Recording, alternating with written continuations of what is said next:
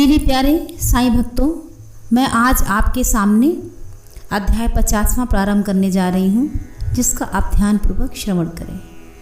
अध्याय 50वां काका साहब दीक्षित श्री टेम्बे स्वामी बालाराम धुरंधर की कथाएं। मूल संस्कृत के अध्याय 39 और 40 को हमने एक साथ सम्मिलित कर लिखा है, क्योंकि इन दोनों अध्यायों का विषय प्रायः एक सा ही है। अब मूल संस्कृत का अध्याय 51 यहाँ 50वें अध्याय के रूप में लिखा जा रहा है। इस अध्याय में काका साहब दीक्षित और टेम्बे स्वामी और बालाराम धुरंधर की कथाएं हैं। प्रस्तावना। उन श्री साईं महाराज की जय हो, जो भक्तों के जीवन धार एवं सतगुरु हैं। वे गीता धर्म का उपदेश देकर हमें शक्ति प्रदान कर रहे हैं। हे साईं, कृपा दृष्टि से देकर हमें आशीष दो। जैसे मलयगिरी में पाए जाने वाला चंदन वृक्ष समस्त तापों का हरण कर लेता है, अथवा जिस प्रकार बादल जल वृष्टि कर लोगों को शीतलता और आनंद पहुंचाते हैं, या जैसे वसंत में खिले फूल ईश्वर पूजन के काम आते हैं, इसी प्रकार श्री साईं बाबा की कथाएं पाठकों तथा श्रोताओं को धैर्य एवं सांत्वना देती है। जो कथा कहते हैं या श्रवण करते हैं, वे दोनों ही धन्य हैं, क्योंकि उनके कहने से मुख तथा श्रवण से कान पवित्र हो जाते हैं। यह तो सर्वमान्य है कि चाहे हम सैकड़ों प्रकार की साधनाएं क्यों न करें, जब तक सतगुरु की कृपा नहीं होती तब तक हमें अपने आध्यात्मिक ध्येय की प्राप्ति नहीं हो सकती। इसी विषय में यह निम्नलिखित कथा सुनिए। काका साहब दीक्षित। श्री हरि सीताराम उपनाम काका साहब दीक्षित सन 1864 में वरुणनगर के नागर ब्राह्मण कुल में खंडवा में पैदा हुए थे। उनकी प्राथमिक शिक्षा खंडवा और हिंगड़ घाट में हुई। माध्यमिक शिक्षा नागपुर में उच्च श्रेणी में प्राप्त करने के बाद उन्होंने पहले विल्सन तथा बाद में एल्फिंस्टन कॉलेज में अध्ययन किया। सन 1883 में उन्होंने LLB और कानूनी सलाहकार की परीक्षाएं उत्तीर्ण की और फिर में सरकारी solitary firm messrs little and company में कार्य करने लगे। इसके पश्चात उन्होंने अपनी एक सॉलिटरी फर्म शुरू कर दी। सन 1909 के पहले तो बाबा की कीर्ति उनके कानों तक नहीं पहुंची थी, परंतु इसके पश्चात वे शीघ्र ही बाबा के परम भक्त बन गए। जब वे लोनावाला में निवास कर रहे थे तो उनकी अचानक भेंट अपने पुराने मित्र नाना साहब चांदोलकर से हुई। दोनों ही इधर उधर की चर्चाओं में समय बिताते थे। काका साहब ने उन्हें बताया कि जब वे लंदन में थे तो रेलगाड़ी पर चढ़ते समय कैसे उनका पैर फिसला तथा कैसे उसमें चोट आई, इसका पूर्ण विवरण सुनाया। नाना साहब ने उनसे कहा कि यदि तुम इस लगनेपन तथा कष्ट से मुक्त पाना चाहते हो तो मेरे सतगुरु श्री साईं बाबा की शरण में जाओ। उन्होंने बाबा का पूरा पता बताकर उनके कथन को दोहराया कि मैं अपने भक्त को 7 समुंदर के पार से भी उसी प्रकार खींच लूँगा जिस प्रकार की एक चिड़िया को जिसका पैर रस्सी से बंधा हो खींचकर अपने पास लाया जाता है। उन्होंने यह भी स्पष्ट किया कि यदि तुम बाबा की निजी जन न हो तो तुम्हें उनके प्रति आकर्षण भी न होगा और न ही उनके दर्शन प्राप्त होंगे। काका साहब को यह बातें सुनकर बड़ी प्रसन्नता हुई और उन्होंने कहा कि वे शिरडी जाकर बाबा से प्रार्थना करेंगे कि शारीरिक लंगड़ेपन के बदले उनके चंचल मन को अपंग बनाकर परमानंद की प्राप्ति करा दें। कुछ दिनों के पश्चात ही बम्बई विधानसभा के चुनाव में मत प्राप्त करने के संबंध में काका साहब दीक्षित अहमदनगर गए और सरदार काका साहब मिरकर के यहाँ ठहरे। श्री बाला साहब मिरकर, जो कि कोपर गांव के मामलदार थे तथा काका साहब मिरकर के सुपुत्र थे, वे भी इसी समय अश्व प्रदर्शनी देखने हेतु अहमदनगर पधारे थे। चुनाव का कार्य समाप्त होने के पश्चात काका साहब दीक्षित शिरडी जाना चाहते थे। यहाँ पिता और पुत्र दोनों ही घर में विचार कर रहे थे कि काका साहब के साथ भेजने के लिए कौन सा व्यक्ति उपयुक्त होगा, और दूसरी ओर बाबा अलग ही ढंग से उन्हें अपने पास बुलाने का प्रबंध कर रहे थे। श्यामा के पास एक तार आया कि उनकी सास की हालत अधिक शोचनीय है और उन्हें देखने के शीघ्र ही अहमदनगर को आएं। बाबा से अनुमति प्राप्त कर श्यामा ने वहां जाकर अपनी सास को देखा, जिनकी स्थिति में अब पर्याप्त सुधार हो चुका था। प्रदर्शनी को जाते समय नाना साहब पानसे तथा अप्पा साहब गदरे की दृष्टि अचानक श्यामा पर पड़ी। उन्होंने श्यामा से मिलकर के घर जाकर काका साहब दीक्षित से भेंट करने तथा उन्हें अपने साथ शिरडी ले जाने को कहा।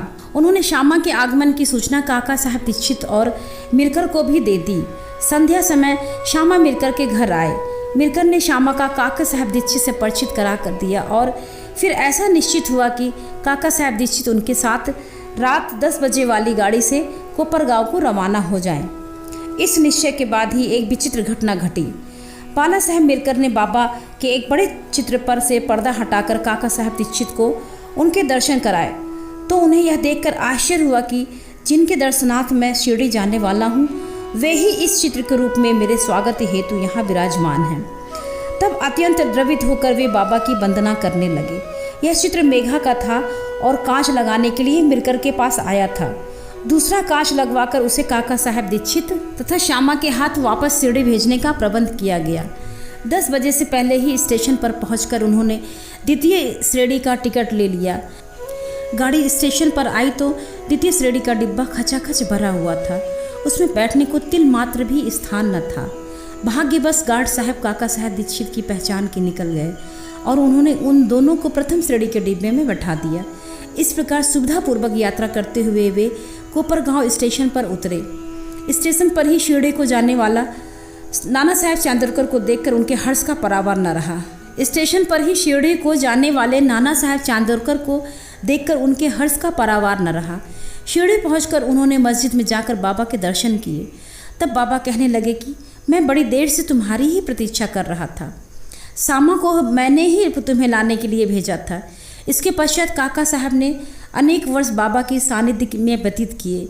उन्होंने शिरडी में एक वाड़ा दीक्षित वाड़ा बनवाया जो उनका प्राय स्थायी घर हो गया।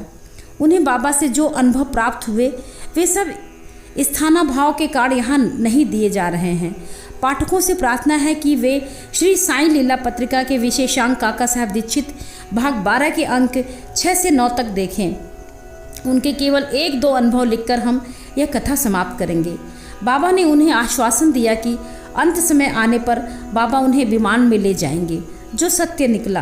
तारीख 5 जुलाई सन 1926 को वे हेमाड पंथ के साथ रेल में यात्रा कर रहे थे। दोनों में साईं बाबा के विषय में बातें हो रही थीं। श्री साईं बाबा के ध्यान में अधिक तल्लीन हो गए। तभी अचानक उनकी गर्दन हेमाड पंथ के कंधे से जा लगी और उन्होंने बिना किसी कष्ट तथा घबराहट के अपनी अंतिम श्वास छोड़ दी। श्री टेम्बे स्वामी। अब हम द्वितीय कथा पर आते हैं, जिससे स्पष्ट होता है कि संत परस्पर एक दूसरे को किस प्रकार भ्रातृ प्रेम किया करते हैं। एक बार श्री वासुदेवानंद सरस्वती, जो श्री टेम्बे स्वामी के नाम से प्रसिद्ध हैं, ने गोदावरी के तीर पर राजमहेंद्री में आकर डेरा डाला। वे भगवान दत्तात्रेय के कर्मकांडी ज्ञानी तथा योगी भक्त थे। नांदेड़ के एक वकील अपने मित्रों के साथ उनसे भेंट करने आए और वार्तालाप करते करते श्री साईं बाबा की चर्चा में निकल पड़े।